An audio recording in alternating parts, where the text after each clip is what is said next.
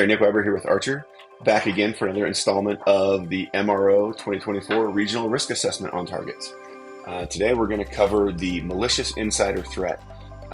I think anybody who works in utility security or even security in general across verticals, when you really ask them what are you most concerned about, it comes down to insider threat.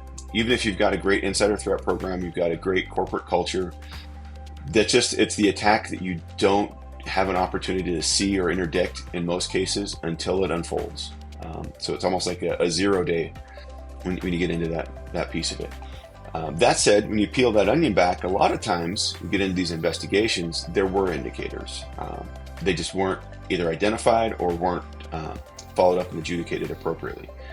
I've seen some really great examples, some of the more mature utilities where you have physical security, cybersecurity, operations, HR, legal, and the C-suite all working together. Everybody's singing from the same sheet of music and everybody understanding the criticality of not only reporting suspicious activity, but how to assess it, how to go through and determine, is this a one-off? Is this somebody who's fine? Is this somebody who's going through a hard time, but they're really generally a good person?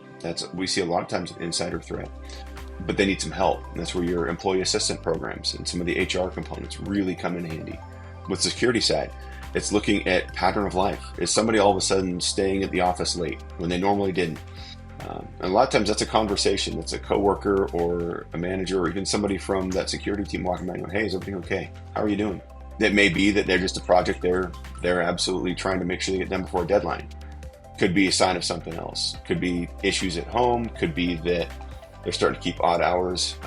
One of the things that always stuck with me from my government and military training was paying attention to that. And while it may look like somebody's really buckling down and becoming a hard worker, if they're there when nobody else is there, what are they doing? Again, not that every one of those is going to be malicious or nefarious, but it's worth asking the question. In worst case, the person knows that there's somebody paying attention and cares. Never a bad thing in my mind.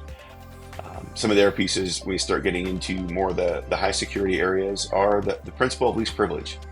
I think that was a piece when I first got to Grant that was very quickly adopted by our C-suite when I explained to one of our executives who wanted access to everything. I said, that's great. Now, if there's ever an incident, I need an alibi for you no matter what.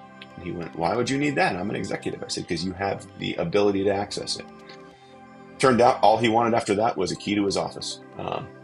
So that's a good way to tee that up, of just that principle of least privilege. Just because it's something you can have doesn't mean it's something you should. Access is not a status symbol. I think that was a key piece that you're going to have to drive home in a lot of places, because that's the way it's been for a long time. The more access you have, the more important you are. Not true. And by pushing back against that, you're going to minimize that ability for insider threat. And then the last piece is making sure you've got a strong threat assessment team.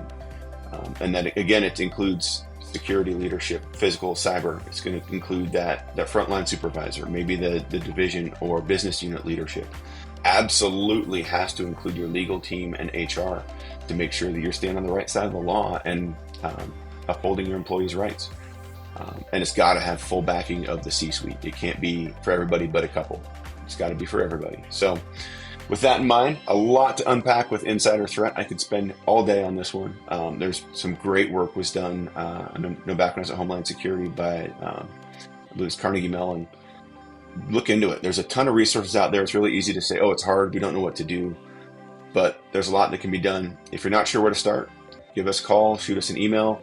Happy to get you started again, whether it's us helping you out or pointing in the right direction. But thanks for listening. Take care.